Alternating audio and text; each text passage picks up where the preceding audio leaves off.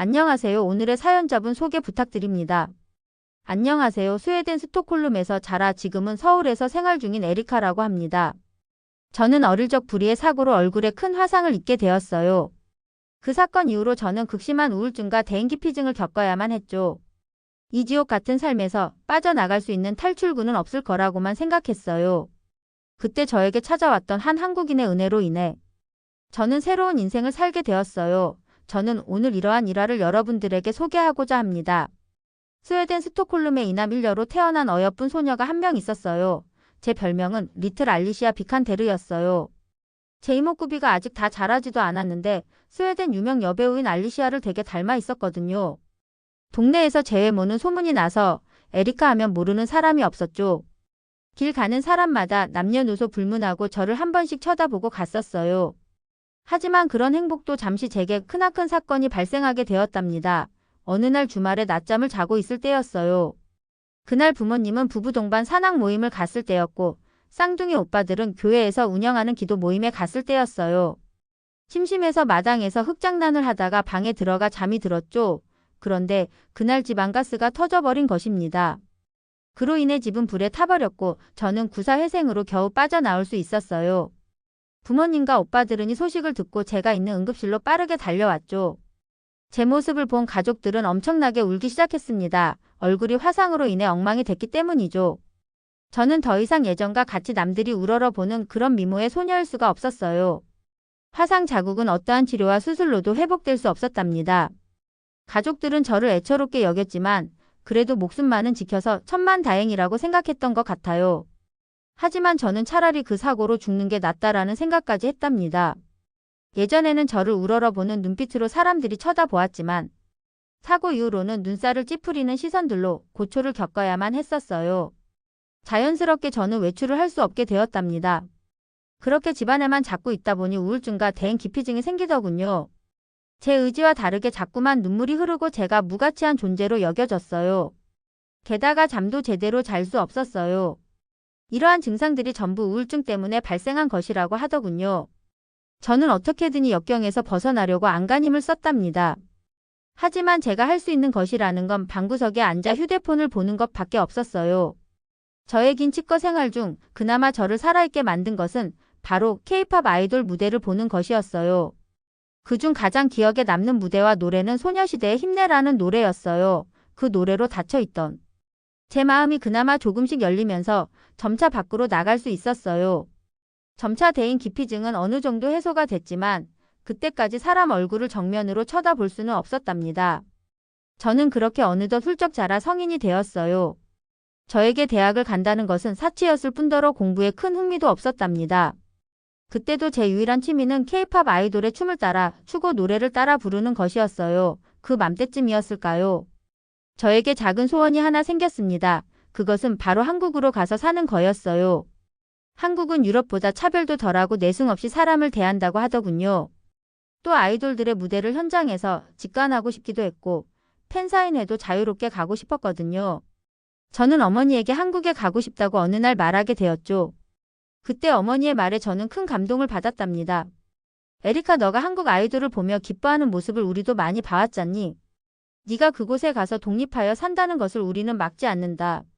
너에게 힘이 되고 희망이 될 수 있는 일이라면 우리는 먼 곳에서 너를 지원해 줄 거야.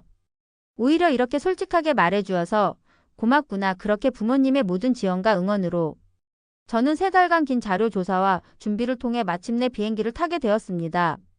태어나서 처음 타는 비행기는 20대 초반 소녀에게는 큰 모험이나 마찬가지였어요. 뿐만 아니라 홀로 그곳에 가서 자취를 하며 살아가야 한다는 것이 너무 걱정되었죠. 하지만 저는 마음을 굳건하게 먹었습니다. 하지만 저의 대인기피증은 처음 비행기를 탔을 때부터 시작되었어요. 어디선가 옷가시라는 소리가 들렸답니다. 저는 그게 무슨 말일까 싶어서 번역기를 돌려봤죠. 근데 그것은 이상해라는 의미였어요. 순간 저도 모르게 마스크를 쓰고 후드 집업 모자를 덮었었죠. 알고 봤더니 그들은 중고등학생 정도 되어 보이는 일본인 소년들이었던 것입니다. 저를 향해 손가락질을 하며 자기네들끼리 말하더군요. 그 뒤로 저는 불안함에 떨며 고개를 푹 숙이고 있기만 했어요. 그런데 저를 쳐다보는 또 다른 시선을 느끼게 되었습니다. 그 시선은 바로 제 왼쪽에 앉은 키가 작은 동양인 남자의 시선이었어요. 자꾸만 저를 흘끔흘끔 보길래 아까의 불안함이 또 다시 찾아오게 되었고 저는 점점 스트레스 받기 시작했어요. 저는 참다 못해 그를 향해 외쳤습니다. 얼굴에 화상 입은 사람 처음 보세요. 그렇게 흘끗거리지 말고 볼 거면 말하세요. 제대로 보여줄게요.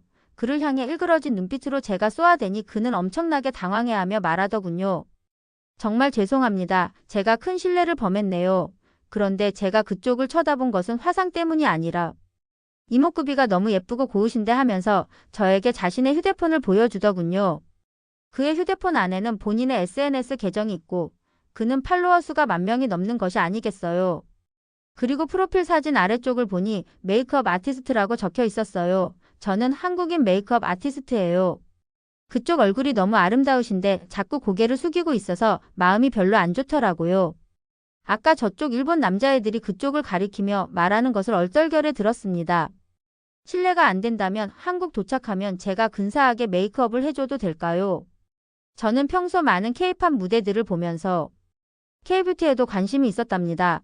또한 그의 SNS에 수많은 사진들의 메이크업, 사진들이 너무나 아름다운 것이 아니겠어요. 저는 들뜬 마음으로 그의 권유를 수락하게 되었죠.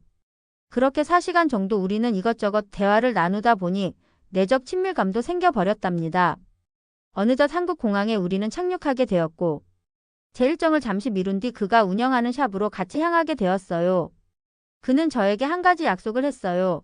우리 메이크업 하기 전까지 거울을 보지 않기로 해요. 그래야 어떤 변화가 생긴 건지 확실히 체감이 되니까요. 어때요?